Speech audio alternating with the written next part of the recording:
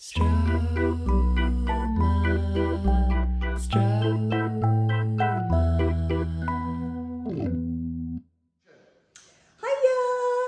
Welcome to my mother's kitchen.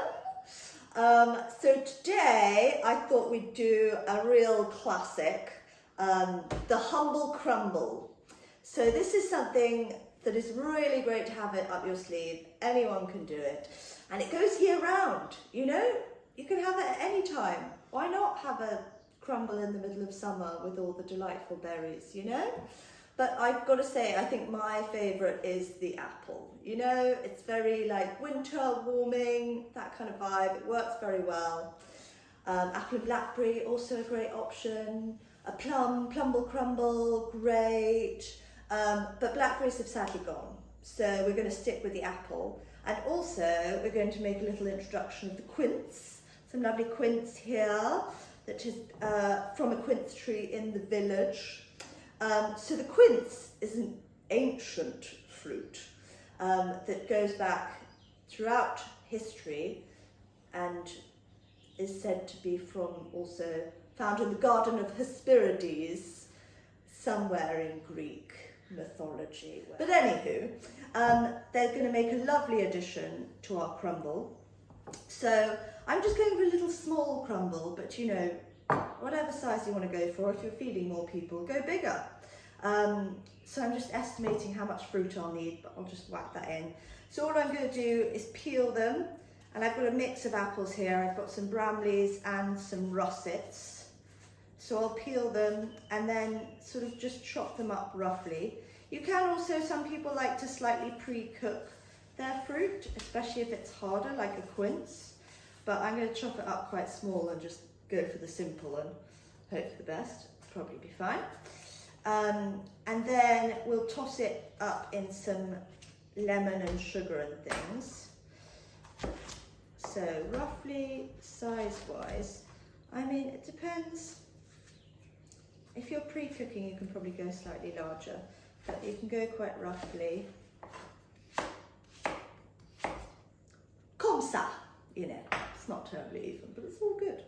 And then for our crumble topping, I have in here some flour. I've got a mixture of flours because I just chuck them in. I've got some plain flour, I've got some spelt flour. You can use whatever you've got in the cupboard. I've also gone for oats. I'm a fan of an oaty crumble topping. You can also, you know, miss out the oats, or you can add some nuts in there for a bit more of texture, a bit of crunch, anything you like. But anyway, I've got cold butter, so it's a bit like if you've ever made short crust pastry. And so we're basically rubbing the fat, which is the butter, into the dry stuff. And you do want it to be cold, because if it's too warm, it will go too squishy and it'd be difficult to rub in. But you're using your fingertips to get it and rub it in like this. If you can see that. Unlike short crust, this is a bit more forgiving. I quite like some larger chunks in my crumble, so that's all right too. You can also, if you've got a Magimix or food processor, just blitz it up in that, real easy. And you can have the crumble and it will sit in the fridge for a few days if you want to pre-prepare it, or you've made too much and you think, oh, well, in a couple of days I'll whip out another crumble because it's so great. The same with the fruit filling. Quite often you can just pre-prepare it. If you cooked your apples and say blackberries down, you wanted to hold on to those flavours, you can just freeze them and bring them out in February. It's, ooh, hello, lovely. Very nice. So we rub that all in and then we'll prep our fruit and then we will construct the crumble. Okay, so now I've peeled and chopped all my fruit here.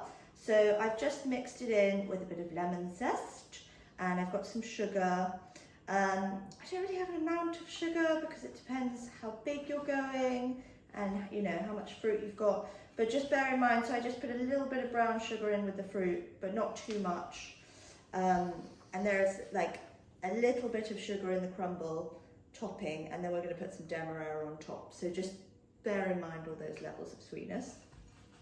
So I've got that all mixed in. I'm going to add some lemon juice, think there's some pips in there, so I just squeeze it through my hand to catch any of those pesky pips.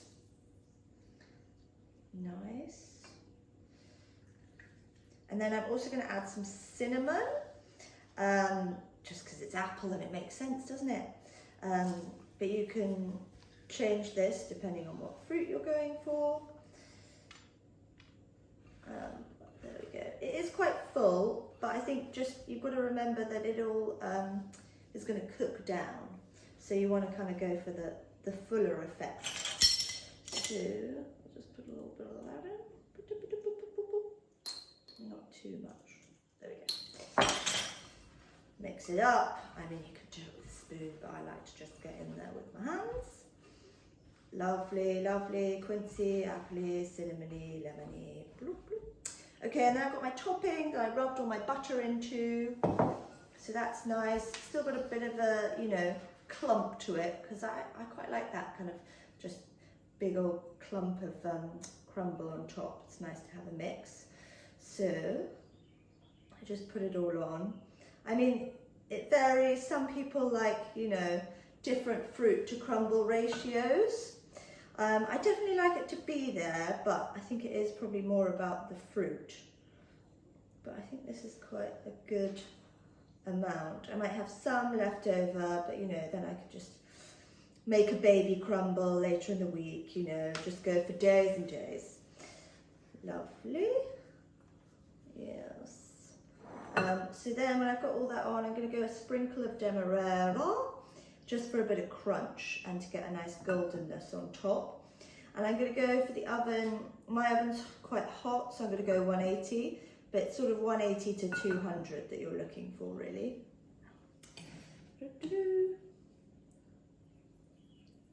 Lovely. So just pop it in the oven, about 20 minutes. 20 minutes.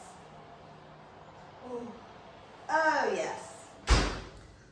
Looking lovely. Nice and golden. Should be pretty crispy. Lovely mushy appleness underneath. Ooh.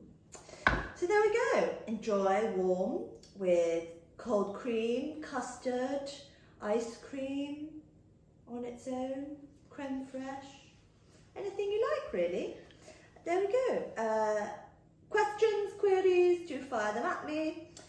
Otherwise, yes, enjoy the crumble. Toodles!